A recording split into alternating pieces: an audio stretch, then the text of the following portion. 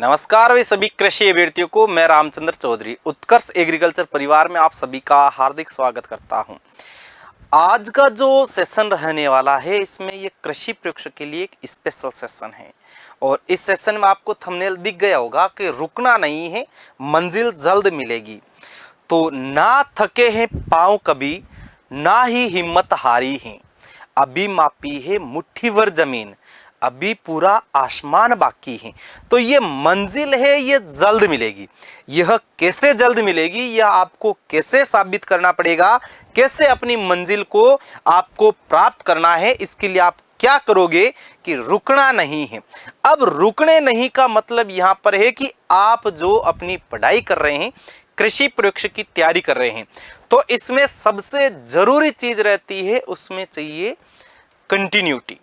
आप लगातार डेली अगर आप अपना समय पढ़ाई में व्यतीत कर रहे हैं, इसके लिए देखो, जब तक आप कंटिन्यू नहीं रहोगे, एक दिन भी अगर बीच में आपने गैप डाला पढ़ाई में, तो मान के चलना 400-500 बच्चे आपसे आगे गए हैं।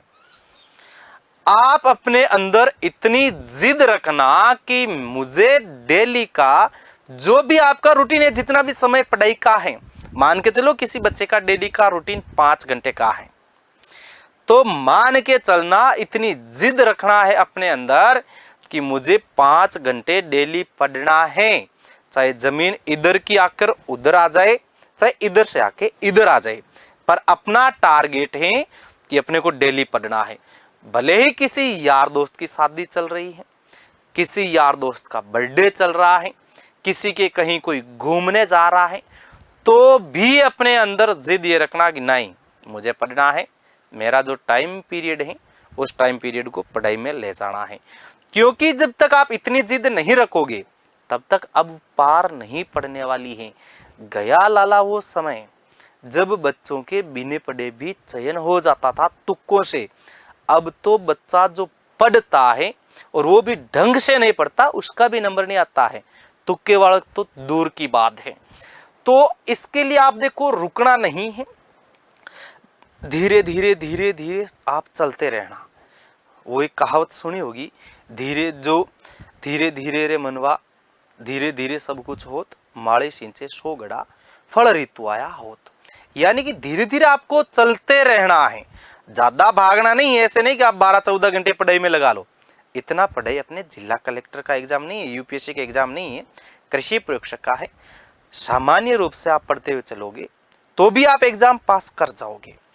तो आप जो पढ़ रहे हैं, आपके पास में जो पाठ्यक्रम है, जो आपके पास मैटर है, उस मैटर से आप डेली का अभ्यास करो। जब कभी आपको ऐसा लगने लग जाए कि नहीं अब तो नहीं होगा, तब यह माइंड में सोचना कि अगर हम असफल हुए, कितने लोग ये अपने से उम्मीद कर रहे हैं कि ये छोरा या ये छोरी सक्सेस ना हो। यह उम्मीद 95% लोग आपसे करते रहेंगे। मात्र 5% ऐसे लोग मिलेंगे जो इस उम्मीद में हैं कि यह अब की बार पढ़ लिख कर सरकारी सेवा में चयन हो जाएगा, कृषि प्रयोगशाला बन जाएगा। और वो मात्र 5% कौन रहेंगे, जो आपके बहुत ज्यादा जो अजीज हैं, बहुत ज्यादा नजदीक, जैसे आपके माँ बाप हैं, आपके भाई बहन हैं, आपके कोई अच्छे कर्म किए हुए, तो आपके और भी कोई परिवार का होगा, वो आपके लिए शुभ चिंतक रहेगा। बाकी आपको पता ही है सबके कि शुभ चिंतक कौन होते हैं, कौन अपने लिए कितनी क्या चिंता करता है, कौन अपने विफल होने के लिए खुशी मनाएगा। तो उनको खुश नहीं होने देना है। खुश किसको करना है? अपने माँ बाप को, अपने घर वालों को। और इसके लिए आपको भाई लगातार पढ़ना है। कोई समस्या आए तो भी आप कहीं ना कहीं से, देखो आजकल मीडिया का जमाना है, कहीं से भी आपकी प्रॉब्लम का सॉल्यूशन हो जाता है। वैसे जो एग्रीकल्चर सुपरवाइजर का स्टूडेंट रहता है, तो उनकी लगभग जो समस्याएं आती हैं, उन समस्याओं को मैं डेली जो क्लास लेता हूं यूट्यूब पे, तो उस टाइम में सॉर्ट आउट कर देता हूं। फिर भी यदि किसी के कोई समस्या रह जाती है तो क्लास में बच्चे आते हैं, उनको सॉर्ट आउट किया जाता है। हम इसलिए आप लोगों की इस मैटर में हेल्प करते हैं क्योंकि हमें भी यह दिन देखने को मिले थे। हमारे भी कुछ अजीज थे जो यह चाहते थे कि ये सक्सेस नहीं होने चाहिए। तो यह कहानी आप लोगों पर भी लागू होती है। जिद रखना है कि मुझे कृषि प्रयोगशाला बनना है तो बनना है। कोई कुछ भी कहे, कोई कुछ भी बोले, कुछ समय के लिए आप एकदम शांत हो जाओ, क्योंकि जब संघर्ष का समय होता है उस समय उत्तर देना अति आवश्यक नहीं होता है। समझदार व्यक्ति वही होता है कि संघर्ष के समय में सफाई देने से ज्यादा मौन रखने में विश्वास रखता है। और एक मौन ही ऐसा शब्द है जो सब कुछ बदल के रख देता है।